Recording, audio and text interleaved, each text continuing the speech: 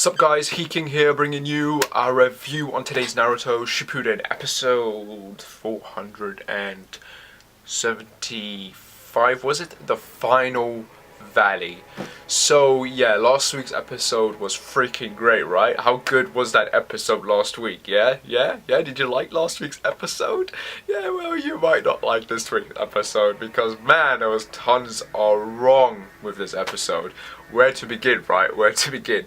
Okay, let's just take it from the beginning and gradually go through the positives and the negatives. All right. So we start this episode with saying goodbye to Hashirama, Tobirama, and the third Hokage. They say their final words, and just like Minato, they disappear off into a ball of light with their spirit bodies floating up into the air and away. And afterwards, we got a bunch of trees growing out from where the ashes of the Hokages remain. So that's that. Goodbye Hashirama, goodbye Tobirama, the best Hokage ever. Well, for some, Tobirama's awesome, man. So it's sad to see him go, but it's a nice exit. But then we obviously go through, we get to that big major incident. But first of all, you've got the tailed beasts, declaring their freedom and saying that they're gonna go back to their previous homes. And Kurama and Killer Bee just having a nice quick exchange about what they're going to do next. And the Six Paths, telling them all that, Naruto is like the centerpiece. He's like, he's got all their chakras, so if they ever want to meet and talk, they can through Naruto using their chakras now. And he even asks Kurama to go back to Naruto and act as a guide for all of them. Which too he agrees with, obviously, because it's Kurama now. He's best friends with Naruto after all this crap that they've gone through. So obviously he's not gonna deny that. I don't get why he has to go back into Naruto. I mean, he's got the other half, right? Couldn't this half of Kurama just be free and chill? Then again, I guess the other one would get pretty lonely and pissed off as well. Be like, yo, get back here. It's not fair, man. Like. But yeah, it's a nice moment that is unfortunately ruined by Sasuke. Like always, Sasuke just likes to kill the mood. So we find out basically that in order to release the Infinite Tsukiyomi, both Naruto and Sasuke need to do the red sign release, or what the hell you call it, which doesn't make a lot of sense because I'm pretty sure in the manga, the Six Path says that both Naruto and Sasuke have to do the union sign in order to release Infinite Tsukiyomi because they both need to use their own powers to do that.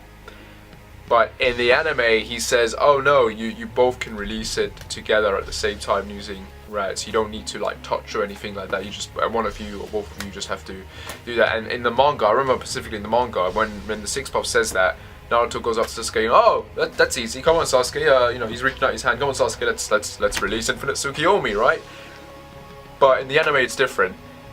In the anime, no, you're just both of you doing it. It's like, I don't get it. Like, why did they change that? I guess it's so that when they do the union sign at the end, there's more meaning to it. But I don't know, I just didn't like the change. It was just so goddamn stupid to omit that and change it around for this. So yeah, just as they're about to release Infinite Tsukiyomi, the Six Paths turns to Sasuke saying, he pretty much asked both of them if their answers from back then have changed. And Naruto saying that no, his answer hasn't changed, it's still the same. And he pretty much tells the Six Paths that, I'm glad my mom was Kushino Uzumaki because, Kaguya, she just felt like she had no heart, and my mom did. She was different from any other person I fought.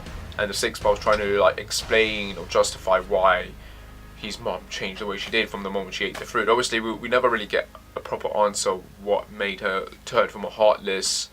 Obviously, I mean, you had the episodes that kind of developed her character, so obviously it's because, her lover betrayed her and that, but I guess there was more to it than that Kishimoto probably never dwelled into, maybe because the fruit itself contained essence of evil, and I mean, we still have no real idea how Black Zetsu came about. He was a child, yes, we saw her born from her, but was he the result because of the fruit, properly? Nada, we never get an answer for that properly, but it's not that important because what's important here is that he turns to Sasuke and asks whether his answer has changed, and he's like, no, my answer's still the same, blah blah blah. But that all sounds good, releasing the Infinite Tsukiyomi. But first, I need to kill the 5 Kage still sleeping in the Infinite Tsukiyomi, and yeah, just like Sasuke just going full on psycho there. Like the war's over, everything's sorted and done with. Peacetime, if you will, but no, Sasuke kills the mood like he always does, and he's like, yeah, I'm gonna kill the Vaikage. So yeah, he's got this look of insanity, and then you've got the awesome new track that plays over this as he goes into Chibukai, planetary devastation, and he uses his Renegon to immobilize the tail beasts. In the manga, he just glances at them and they all freeze, but in the anime, obviously, because it makes a lot more sense, because you've got one side of the tail beast here on the right, and then you've got the other side on the left. So he's gonna have to like look like that to this side, and he has to turn around and look at the other. So yeah, it makes more sense for him to do that. But it just feels a bit dodgy with the animation. I mean, the artwork is nice. It's got this sort of hand-drawn Japanese-like quality to it. Obviously, that feels like sort of old style and modern, but then the animation just kind of, I don't know, at times just feels weird. So it's a hit and miss with this episode, really, which is one of the reasons I don't particularly like it. Plus the pacing was a bit off, and that's mostly due with the goddamn flashbacks. I am sick and tired of flashbacks, even if it's for 10 seconds, 20 seconds, whatever. I mean, compared to the last few episodes, the flashbacks here are decent in length, but there's too many of them now. It's like they're trying to connect to everything that's been said and done, and referencing those events that happened beforehand, and it's like, dude, it's like, stop with these flashbacks. Like, I get it, we don't need to see these repeats all the bloody time.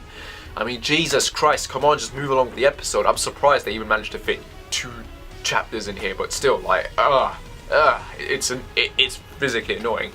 Which leads me to one of the most annoying, most disappointed parts of this episode, which is when, so after he's done planetary devastation, and he tells Naruto that he's the only thing standing in his way and that he needs to kill him, and he's walking away, leaving all Kakashi and Sakura there. You got Sakura getting up, declaring a love for him, her telling him that she just wants to help him, blah blah blah, and Sasuke turning around and telling her that she's very annoying before stabbing her in the heart. Now in the manga, and I think even in the bloody video game, it appears as if Sasuke himself is stabbing her through the chest. So as a reader, and it comes as a big surprise, because you're thinking, holy shit, Sasuke just killed Sakura. In the anime, they make it so goddamn obvious that it's a genjutsu, because it's colored in purple, it's see-through, it's a light of energy, and like, yeah, it just ruins one of the best moments from that chapter, which was meant to be a big surprise and shock, and here it's just like, nope, purple light, boom, purple Sasuke, boom, purple Sasuke stabbing Sakura. It's like, wow, yeah, I know that's not Sasuke stabbing, I like, way to ruin what should have been a shock and a surprise with this bullshit move. Like, I don't understand. Again, I don't understand why the anime had to change that. It's a genjutsu. It's meant to look like the like the person is doing it.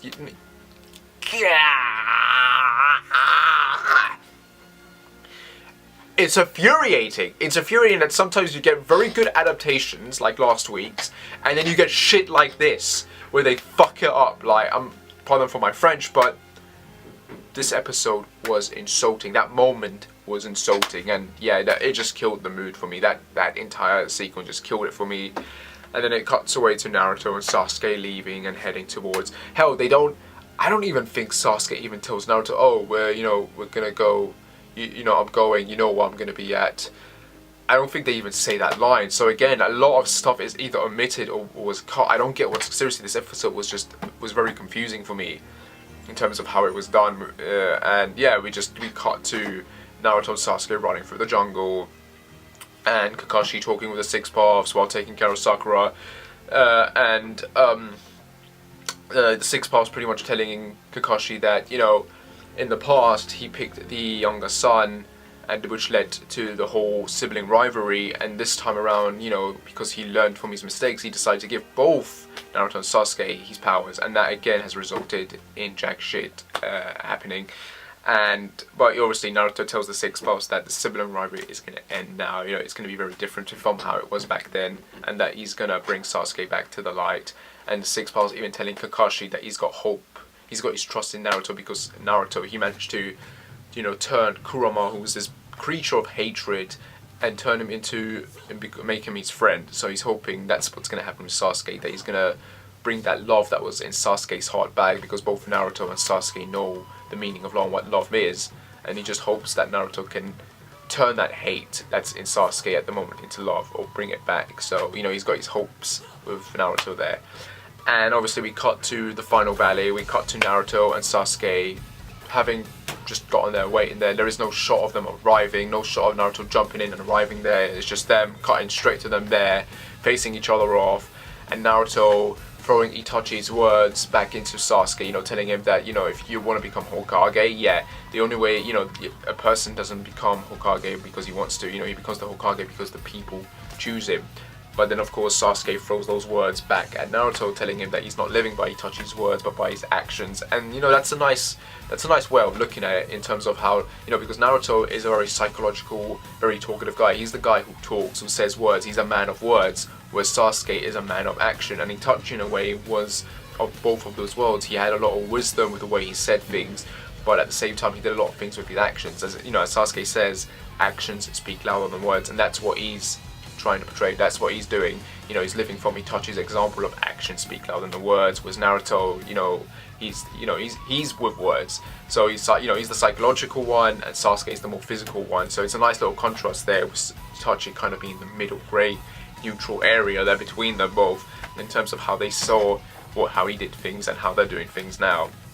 And obviously it ends with Sasuke telling Naruto that before they fight, he's going to explain to him what his version of a Hokage means, what his revolution means, and this episode ends obviously on a big cliffhanger. So yeah, overall decent episode. Yeah, it was, like I said, last week's was just amazing, and this week's was just a bit meh, because the pacing was just a bit all over the place, the constant flashbacks and shit. So yeah, for me it just, and obviously the Sakura and Sasuke moment, so that kind of ruined it for me. But as a whole, it was a nice setup for what's to come. Not next week or the week after, because that's right guys, I forgot to mention at the beginning of this video, there is no Naruto Shippuden next week. Yay, because it's a Pokemon fucking special. And there is no Naruto Shippuden episode after that, because I don't know. The good news is, however, we're getting a double episode when it does come back on the 29th of September. So we're getting a double episode, and the episode is called The Final Battle. Both episodes apparently are called The Final Battle. So that means we're properly getting, you know, adaptations of Naruto and Sasuke parts 1, 2, and 3, and 4 to 5 maybe. I'm personally thinking we're only going to get it up to 1 to 5. And then episode, 478 will be Naruto, and Naruto and Sasuke part 5, and the Union Side episode. Which then means, what the hell is episode, 479 gonna be like? Yeah, I'm curious how they're going to end this now. I mean, obviously we only have, 4 episodes left, so... And I'm hoping, obviously, they extend the fight as well and make it more better than the manga did. But, yeah, my hopes are kind of down after this week's episode, so... But hopefully it'll be great. Hopefully it'll be great, and it's nice that it's going to be a double. See, that's Studio Pierrot caring now. See, they cared last week, they didn't care this week, and they care enough to give us what we want in 2 weeks' time. So, yeah, but the wait's going to be pretty painful. But that's Naruto for you. But yeah guys, decent episode. Hope you like my review. Like and subscribe, whatever, and I shall see you, take care, and bye.